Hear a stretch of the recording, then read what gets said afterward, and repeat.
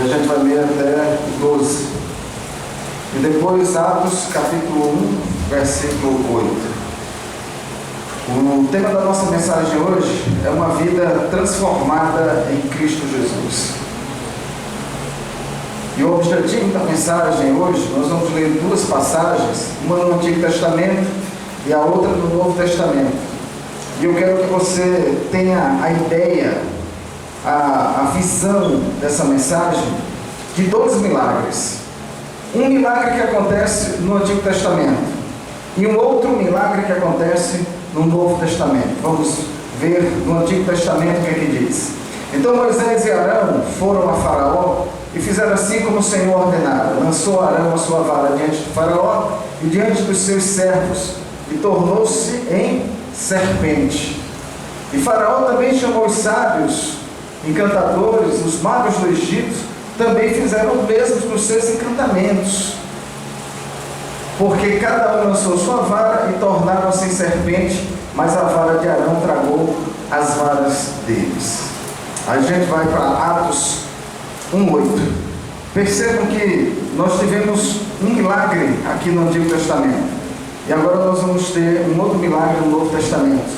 Diz assim: mas recebereis o poder do Espírito Santo, que há de vir sobre vós, e sereis testemunhas, tanto em Jerusalém, como em toda a Judéia e Samaria, até os confins da terra. Pai, nós nos colocamos diante da Tua presença, Senhor, e pedimos a Deus a falar aos nossos corações.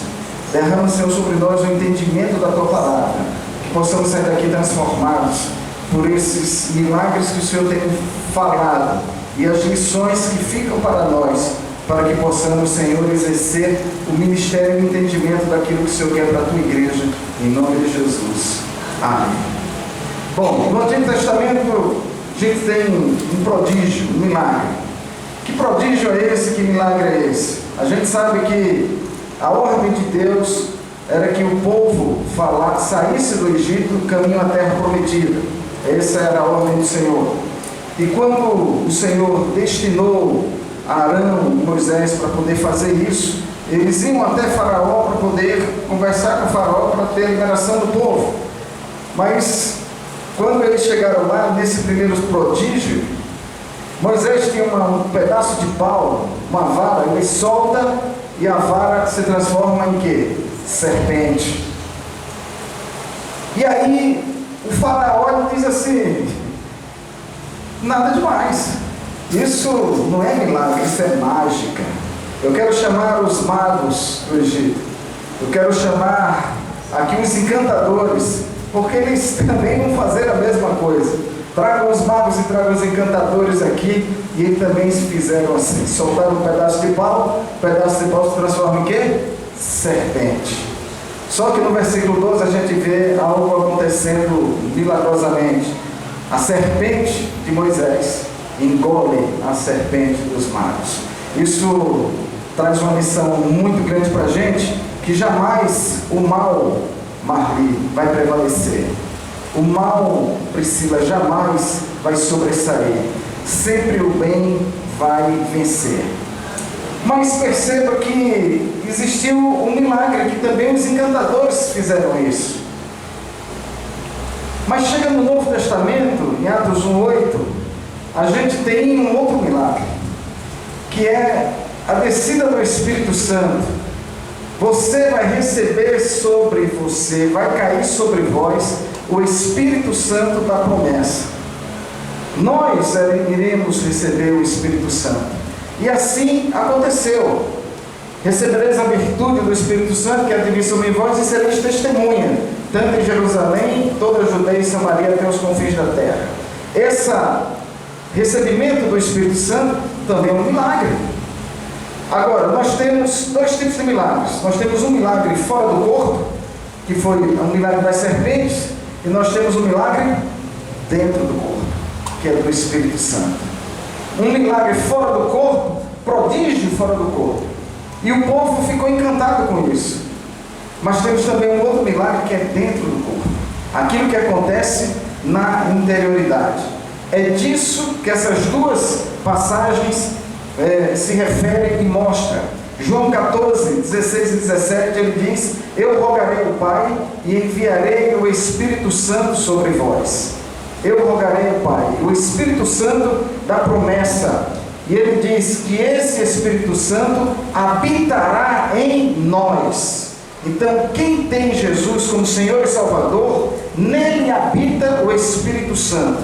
E se habita o Espírito Santo, nele tem que produzir frutos. Se eu tenho o Espírito Santo, mas não produz frutos, tem alguma coisa errada. Porque bananeiro só dá banana, macieira só dá maçã, videiro só dá uva. Não tem como dar uma outra fruta. Se eu sou cristão, necessariamente, Cristo vive em mim, eu tenho que produzir aquilo que o Espírito Santo de Deus está em mim, e os frutos do Espírito Santo eu tenho que produzir. E há uma diferença entre frutos e dons do Espírito Santo.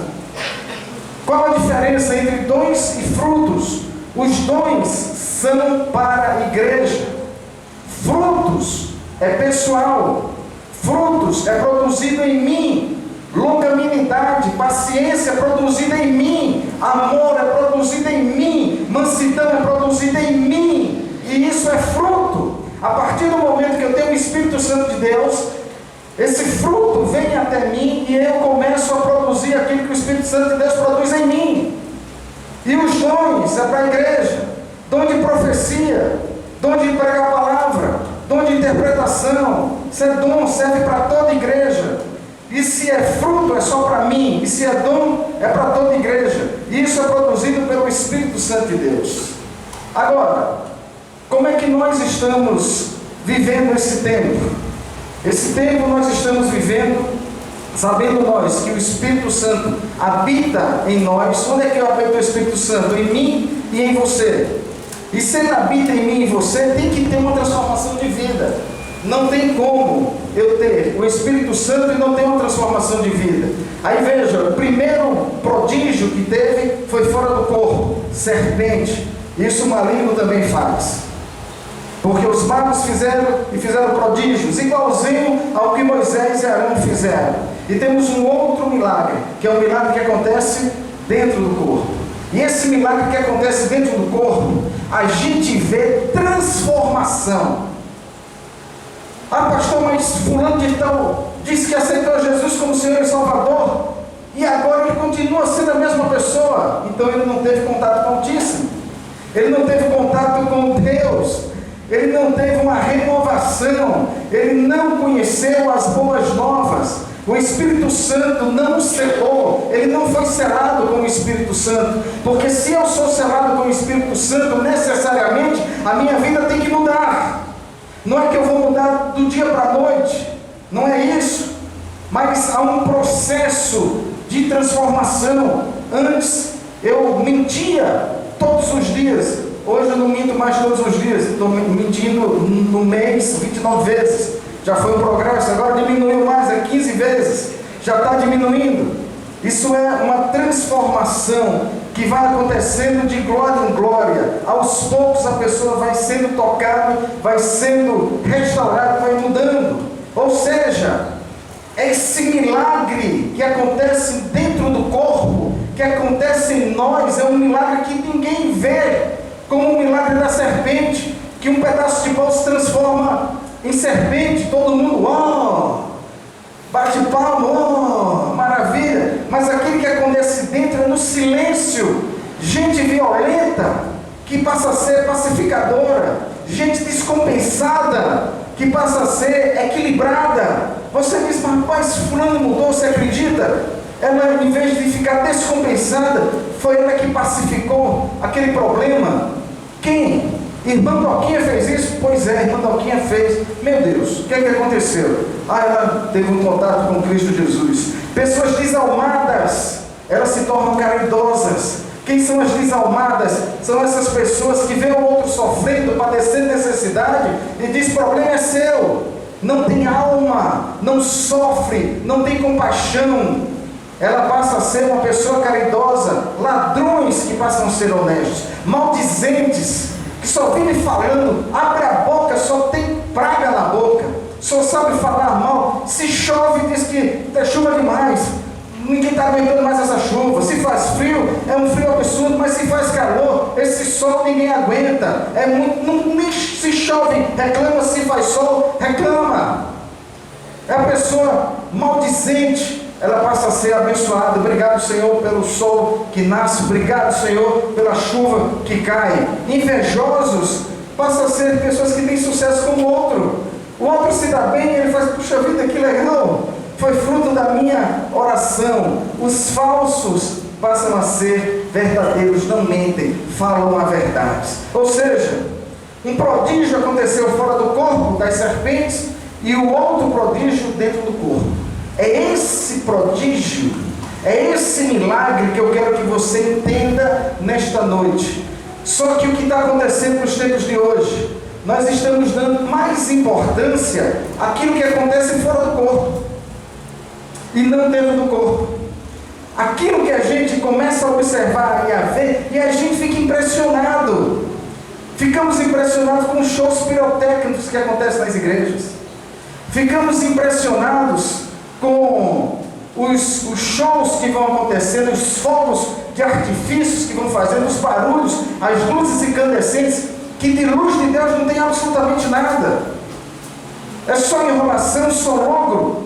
Outro dia eu estava mexendo lá na internet, aí tem um apóstolo lá, que ele começa a orar, daqui a pouco ele faz: sim, Senhor, o que é? É o que, Senhor? Isso está live. Ah, tá certo, Senhor. O Senhor disse que não era para eu falar aqui sobre isso, não. Ele disse que era para eu falar sobre maldição hereditária. Sim, Senhor, tá certo.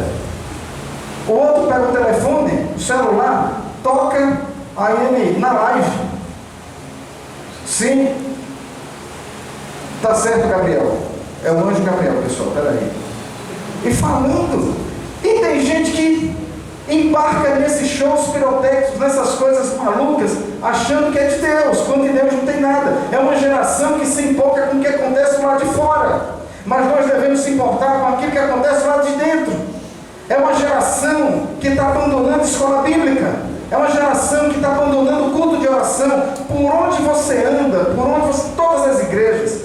Eu estive pregando fora agora, lá em João Pessoa, a história continua sendo a mesma. Culto de oração vazio. Escola bíblica vazia. Mas onde é que o pessoal se encontra? Onde se fala que você, se der dízimos e ofertas, se você der 100, você vai ganhar 1 milhão, aí está todo mundo lá. Opa, isso está comigo, isso é para mim. É para dar quanto, pastor? Se eu der 1.000, eu ganho quanto? Você ganha 5.000, então tá bom. É o culto da vantagem. Onde é que nós estamos? Deixa eu dizer uma coisa para vocês, em nome de Jesus. Todo culto tem que ser adoração para o Senhor Jesus. A igreja tem que ser uma pregação cristocêntrica e não antropocêntrica. Não é uma pregação para o homem se dar bem, é para haver transformação do homem. Aquilo que eu era não sou mais, é transformação. Não é para me dar bem na vida. Porque quando Jesus morreu na cruz, não foi para você ter uma Land Rover, não foi para você ter uma casa de frente para o mar. Ele morreu para você ter o nome escrito no livro da vida. E a morte não tem domínio sobre você. É isso que eu e você devemos almejar. Mas hoje nós não estamos vivendo esse tempo. É uma geração que não sabe sentir o poder de Deus, porque é uma geração que não ora. É uma geração que não se prostra. E pode prestar atenção. Quando ora, é o Senhor me dá. Senhor, eu estou precisando. O Senhor, tu sabe, né? Já é a terceira vez que eu estou pedindo, o Senhor não me atendeu. E aí, Senhor, já fiz a campanha dos 40 semanas, que esse negócio de campanha, meu irmão, não serve para absolutamente nada, porque Deus não está no seu tempo.